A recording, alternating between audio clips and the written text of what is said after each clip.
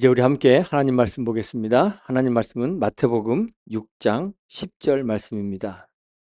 마태복음 6장 10절 말씀입니다.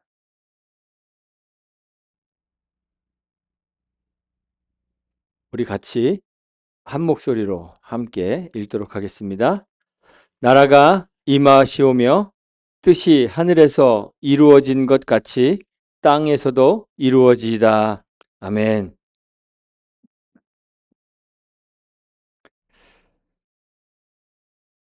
뉴스 보셔서 알겠지만 요즘 대한민국이 시끌벅적합니다. 지난 6월 초에 선거가 있었는데 서울 잠실에서 투표하러 투표장에 갔던 사람들이 투표지가 없어서 제때 선거하지 못하는 참 어처구니 없는 일이 발생했습니다. 선거에 참여하려는 사람들이 투표지 부족이라는 참 말도 안 되는 이유 때문에 투표를 하지 못했습니다. 투표가 지연되거나 방해받는 상식 밖의 사건이 일어났습니다. 그래서 많은 국민들이, 특히 젊은이들이 거리로 뛰어나와서 선거관리위원회를 규탄하고 재선거를 요구하는 이런 참 불행한 일이 발생했습니다. 정치권의 한쪽에서는 이번 사건을 단순한 실수로 선거 관리의 부실로 치부하면서 그럽니다. 재선거를 요구하는 것은 과도한 요구다. 또는 부정선거를 주장하며 이런 재선거를 요구하는 사람들을 극우 세력이다 이렇게 몰아붙이고 있습니다. 그런데 다른 한편에서는 이 재선거를 요구하는 이 사람들은 선거권 침해를 국민의 주권이 침해당한 아주 심각한 문제로 인식합니다. 많은 사람들이 대한민국 헌법 제1조를 입에 오르락내리락하게 만들었습니다. 학교 다닐 때 배우고 다 잊고 살았는데 요즘에 보니까 다시 새록새록 기억이 나더라고요. 대한민국은 민주공화국이다.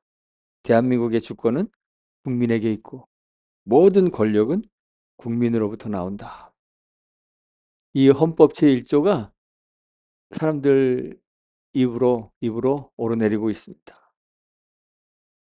주권이라는 것은 국민, 영토 이 두 가지와 함께 국가를 구성하는, 다시 말해서 국가를 성립하고 유지하는 필수적이고 중요한 그 3요소 가운데 하나입니다. 헌법이 대한민국을 민주공화국이라고 규정하고 있는 것은 국가가 특정 개인의 사유물이 아니라 공공의 것이라는 사실을 밝히는 것입니다. 또한 주권이 대통령이나 입법, 사법부의 수반 같은 특정 권력자 또는 그 권력기관에 있지 않고 국민에게 있다는 사실을 분명하게 하는 것입니다. 저는 현존하는 정치 체계 가운데 국가의 주권을 국민에게 부여하고 있는 이 민주주의가 가장 합리적이고 공정한 체제라고 그렇게 생각합니다. 그런데 그렇다고 해서 그 말이 민주주의가 완벽한 체계라는 말은 아닙니다. 특히 하나님 나라에선 더욱 그렇습니다. 많은 사람들이 교회가 민주적이어야 한다고 이야기합니다. 일견 맞는 부분이 있지만 정답은 아닙니다. 하나님 나라는 민주주의가 아닙니다.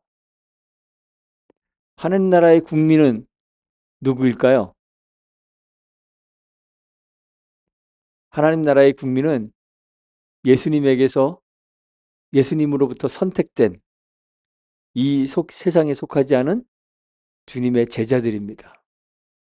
요한복음에서 말씀하셨죠. 하나님 나라의 영토는 어디일까요? 하나님 나라의 영토는 우리의 눈으로 그 경계를 확인할 수 없는 그러한 곳입니다. 주님이 누가복음 17장 21절에서 말씀하셨습니다. 하나님 나라를 여기 있다, 저기 있다고도 못하리니 하나님 나라는 어디에 있느니라? 너희 안에 있느니라. 그렇게 주님이 말씀하셨습니다. 하나님 나라의 영토는 물리적 장소가 아닌 신자의 내면에 있습니다. 그러면 하나님 나라의 주권은 누구에게 있습니까?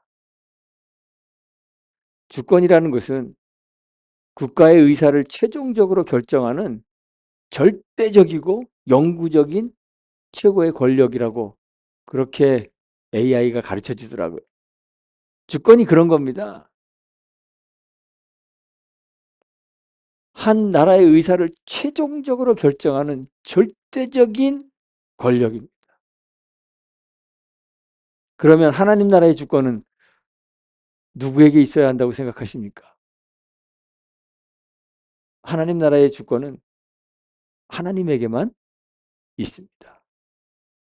주님이 말씀하시는 하나님 나라는 바로 이 하나님의 주권적 통치, 주님의 다스림을 의미하는 것입니다.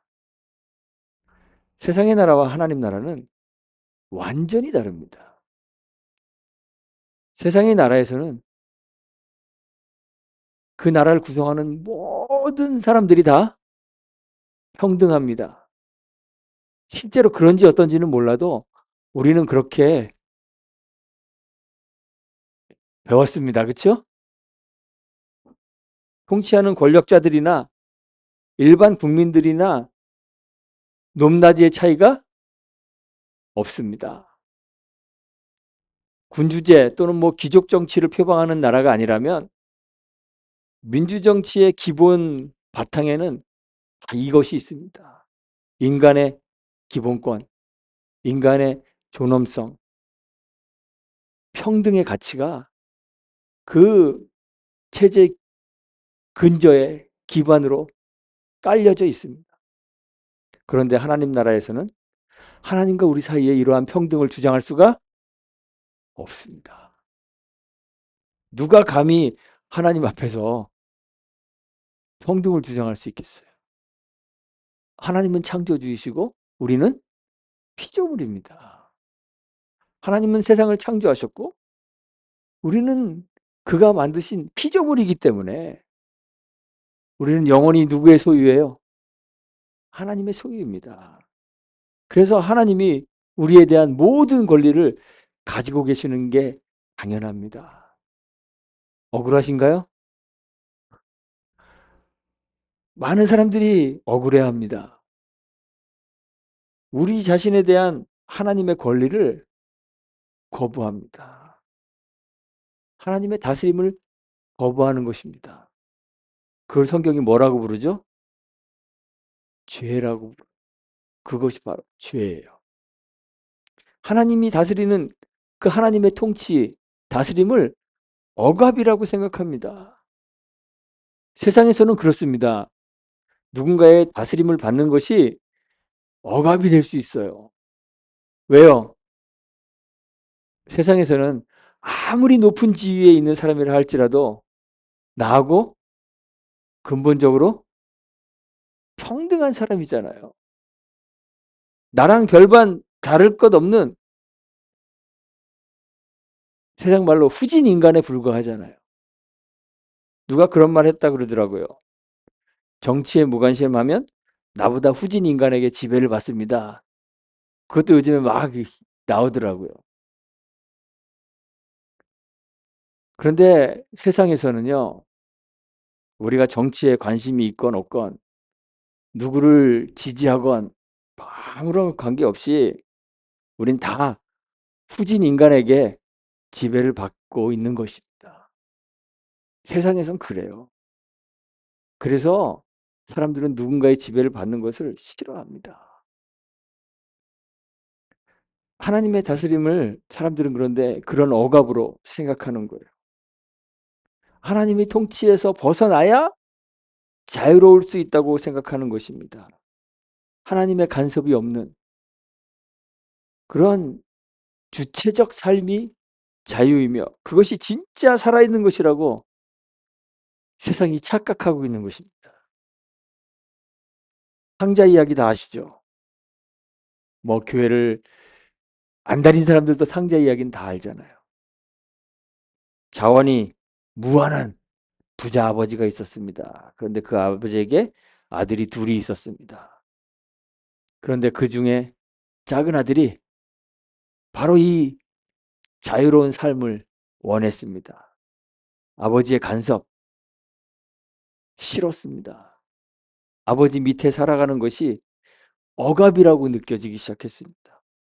그래서 아버지의 간섭이 없는 자유롭고 주체적인 삶을 살고 싶었습니다. 아버지에게 자기 몫을 미리 달라고, 유산의 일부를 미리 달라고 요구했습니다. 그리고 가출했습니다. 집을 나갔습니다. 나갈 때 어떤 생각을 가지고 나갔을까요? 빨리 다 말아먹어야지. 뭐 이런 생각하고 나가진 않았을 거예요. 이제부터 진짜로 된, 제대로 된 나만의 삶을 살아보겠다. 희망에 들떴을 것입니다. 자아를 실현해 보겠다는, 주체적인 삶을 살아보겠다는 희망에 들떠 집을 나간 거예요. 그런데 미처 고려하지 못한 사실이 있었습니다. 자신이 가진 것은 아버지 것처럼 무한하지는 않다는 사실을 염두에 두지 못했습니다. 그가 가진 자원은 언젠가는 다 소진되어 버릴 때가 생기게 마련입니다. 실제로 그랬습니다. 얼마간 가지고 나온 재물로 화려하고 만족스러운 삶을 살 수 있었습니다.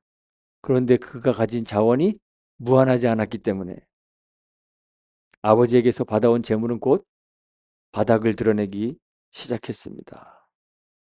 가진 자원이 다 바닥나자 모든 것이 변해 버렸습니다. 함께하던 친구들이 다 사라져 버렸습니다.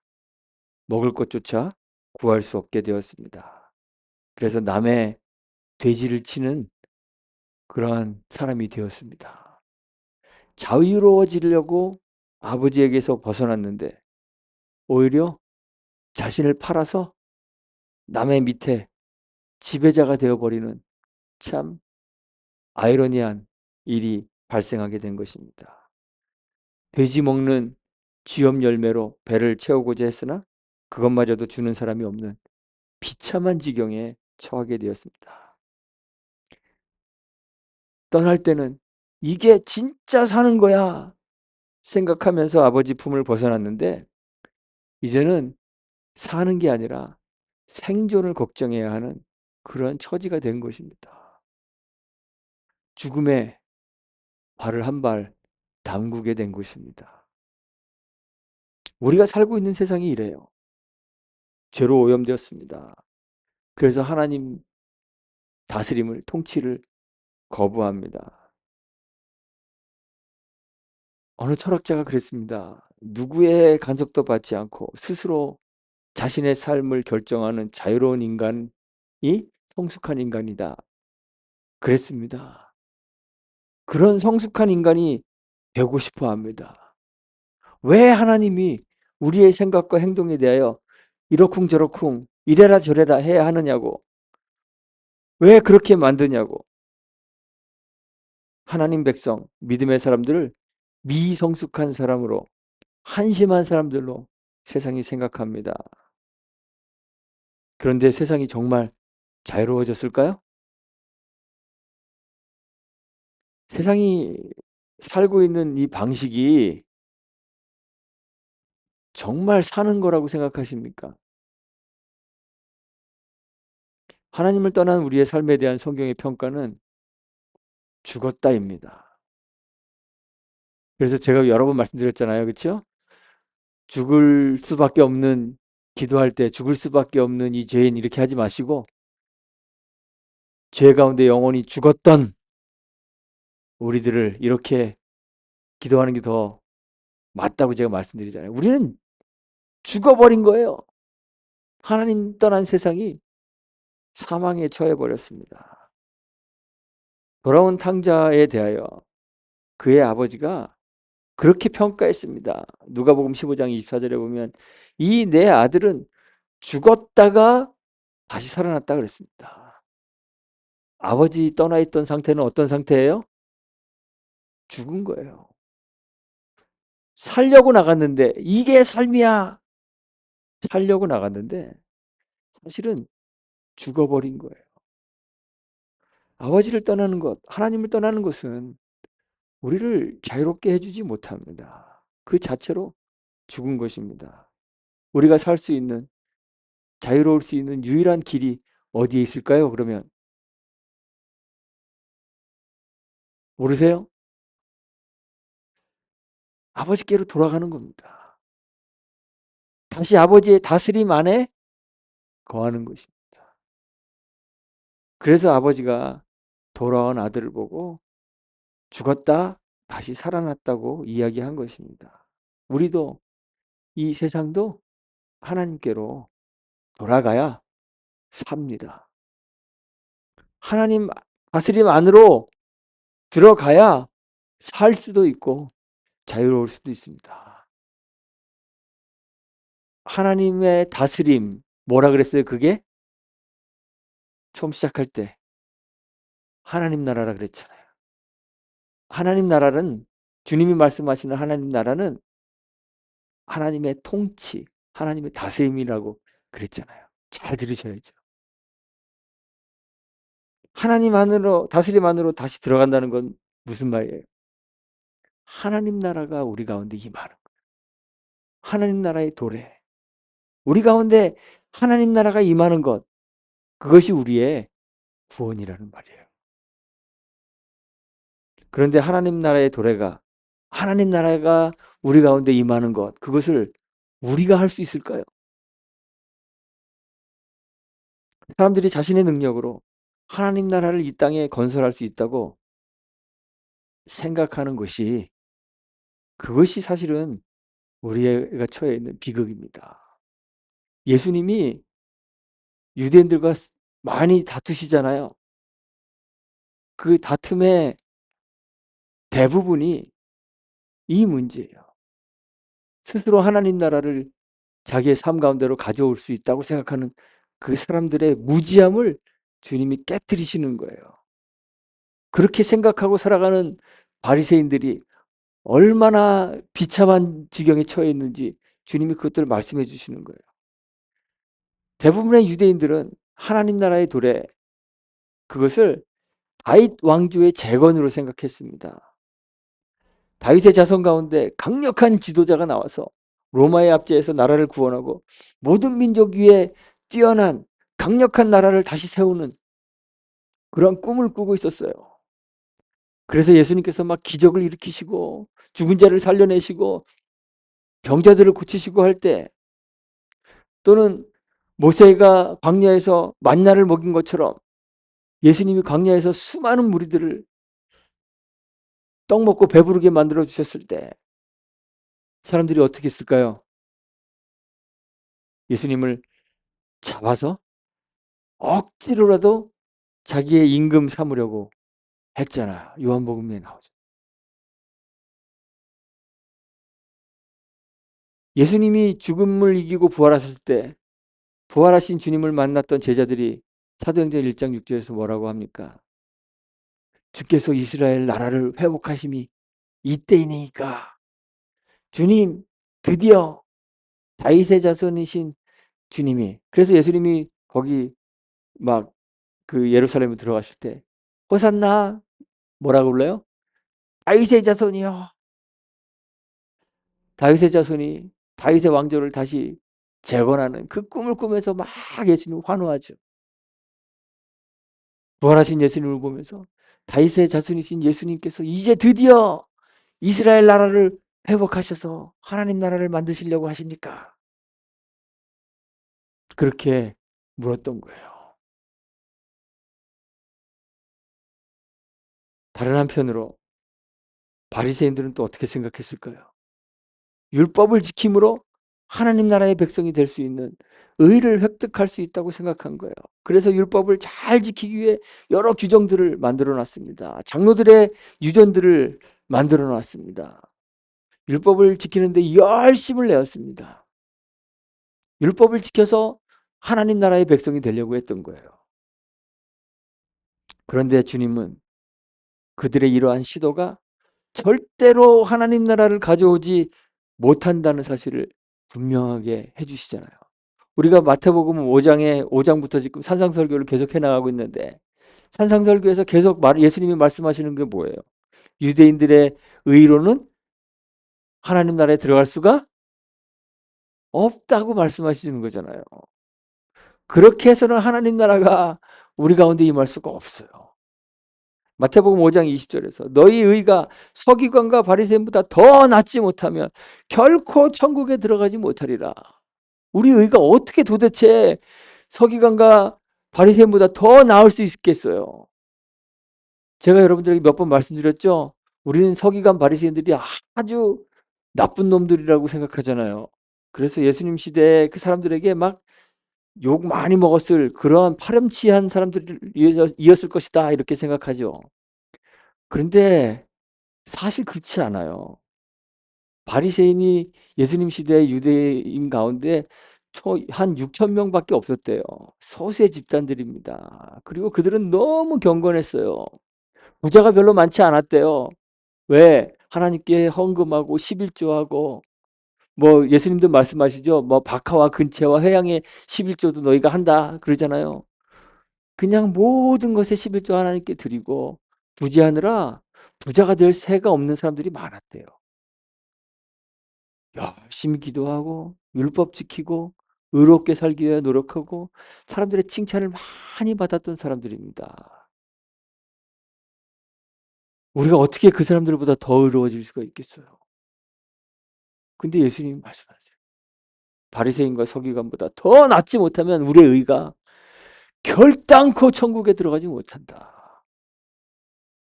그러면서 마태복음 5장 48절에서 뭐라고 말씀하세요? 하늘에 계신 너희 아버지의 온전하신 같이 너희도 온전하라 그러잖아요. 가능하세요? 우리가 어떻게 하나님처럼 온전해질 수 있어요? 우리의 지혜나 능력으로는 하나님 나라를 절대로 소유할 수 없음을 주님이 분명히 하시는 거예요. 그럼 하나님 나라는 어떻게 우리 가운데 오게 됩니까? 은혜로 오는 거예요. 은혜로. 그래서 예수님께서 제자들에게 기도를 가르쳐 주시면서 하나님 나라가 이 세계를 초월해 계시는 우리 아버지, 우리 아빠, 하나님으로부터 은혜로 오는 것임을 고백하라고 가르치시는 거예요. 하늘에 계신 우리 아버지 이름이 거룩히 여김을 받으시오며 나라가 임하시옵소서 기도하라는 것입니다. 이 기도는 하나님의 초월적 은혜가 우리 가운데 임하기를 바라는 기원임과 동시에 우리 가운데 하나님의 통치가 이루어지기를 기원하는 기원이며 다짐이기도 한 거예요. 하나님 나라, 무형의 하나님 나라가 우리 가운데 임하기를 우리가 소망하지만 그것이 어떻게 이루어져요? 예수님께서 우리를 바리새인보다 서기관보다 더 의롭게 만들어 주셨잖아요. 주님의 보혈로. 예수님이 우리를 하나님처럼 온전하게 만들어 주셨잖아요. 그래서 하나님께서 마지막 심판 때 우리를 보시면서 죄 있다고 말씀하세요? 의롭다 칭해 주시잖아요. 그걸 뭐라고 불러요? 신학적으로 칭의. 하나님이 우리를 그렇게 해주셨잖아요. 그 하나님의 통치가 하나님의 나라가 우리에게 임하는 거예요. 그걸 기원하는 거예요. 그런데 그것과 동시에 하나님의 나라가 임한다는 것은 하나님의 통치, 다스림이 우리 가운데 임하는 거잖아요. 그러니까 그 통치 다스림 안에 우리가 살겠습니다라고 다짐하는 다짐도 되는 거예요. 이 기도를 하는 사람은 단지 하나님 백성 되는 것을 교회 멤버십 가지는 거 또는 교회 영향력이 세상에 막 커지는 거 그런 것으로 여기지 않습니다. 하나님 나라란 곧 하나님의 통치, 그의 다스림을 의미하는 것이기 때문에 나라가 임하기를 기도하는 사람은 하나님의 다스림 안에 살기를 다짐하는 거예요. 예수님은 기도를 가르치시기 전에 이미 하나님 나라 백성의 구별된 특징을 가르쳐 주셨습니다. 유대인들의 율법을 훨씬 뛰어넘는 우리의 변화된 내면에서부터 흘러나오는 신자의 거룩한 삶에 대해서 주님이 말씀해 주셨어요. 그리고 그것이 하나님 나라 백성의 정체성이다. 그렇게 확인해 주셨어요. 우리가 팔복이라고 이야기하는 그것들 다 그렇잖아요. 심령이 가난한 것, 애통하는 것, 온유한 것, 의에 줄이고 목마른 삶, 긍휼히 여기는 자, 마음이 청결한 자, 화평하게 하는 자, 의를 위하여 핍박을 받는 자. 이게 신자의 정체성이거든요. 하나님 나라 백성의 지고한 윤리거든요. 그 가르침 안에서 우리 기도하는 거예요. 하나님 나라가 임하시옵소서. 우리는 이 기도를 통해 첫 번째는 하나님의 은혜를 갈구하지만 두 번째는 하나님 백성으로 거룩한 삶을 살기를 다짐하는 거예요. 우리는 의롭다 칭함을 받았지만 아직 여전히 죄인으로 이 세상에서 부족하고 실수할 수밖에 없지만 그럼에도 불구하고 우리는 하나님의 백성이므로 하나님 나라의 백성이므로 하나님 나라가 우리 가운데 임하였으므로 우리는 하나님의 백성의 정체성답게 하나님 백성의 그 의를 실천하며 살겠습니다. 고백하는 거예요. 우리의 거룩한 삶으로 우리가 지금 이 세상에서 하나님 나라의 백성으로 살고 있음을 증명해내겠다고 다짐하는 것입니다.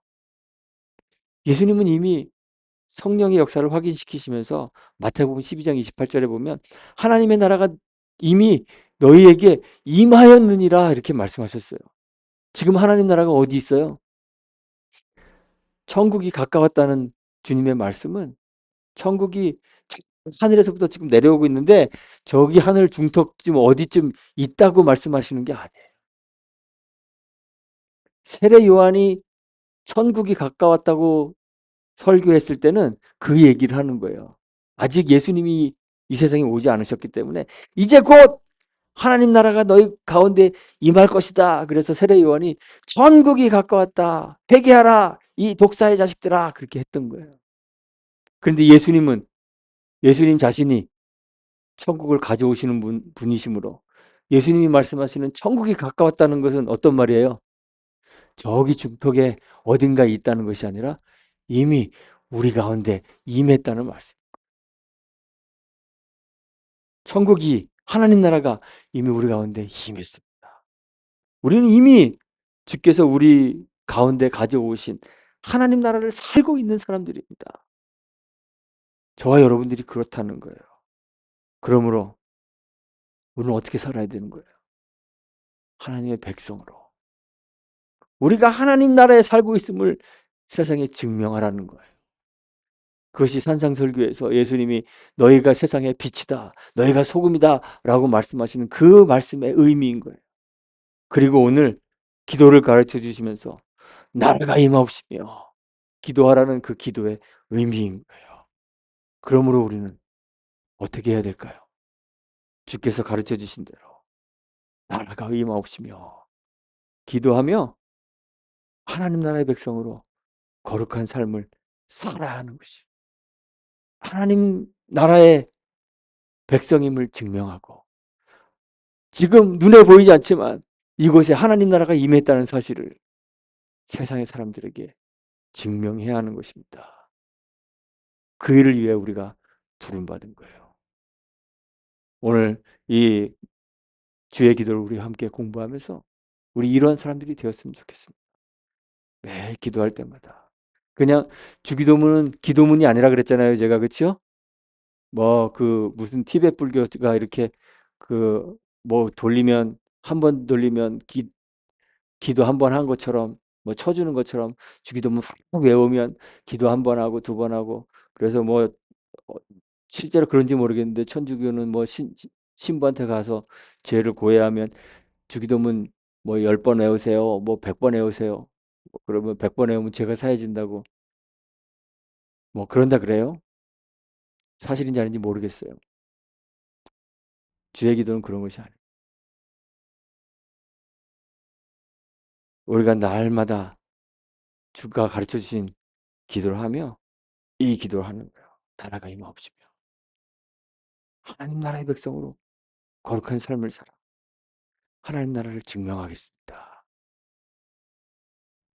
이 일을 위하여 빛으로 소금으로 부름받은 저 여러분이 이러한 신자의 정체성, 하나님 나라의 백성으로 정체성다운 삶을 살아서 하나님 나라를 세상에 증거하고 또 전하는 그러한 백성이 되시기를 주님의 이름으로 축원하고 부탁드리겠습니다. 기도하겠습니다. 아버지 하나님 감사합니다. 예수 그리스도 안에서 우리를 부르셔서 하나님 나라 백성으로 삼아 주시니 참 감사합니다. 은혜로 우리 가운데 하나님 나라를 세우셨으니 이제 은혜에 합당한 삶, 하나님 닮은 거룩한 삶으로 하나님 백성의 삶을 신실하게 살 수 있도록 우리를 붙잡아 주옵소서. 늘 우리의 삶에서 하나님 나라가 증명되고 증거되기를 바라며 기도하는 자 되게 하시고 신실한 삶으로 세상에 하나님 나라를 증거하는 참된 주의 백성들 될 수 있도록 복 내려 주옵소서. 예수님의 이름으로 기도합니다. 아멘.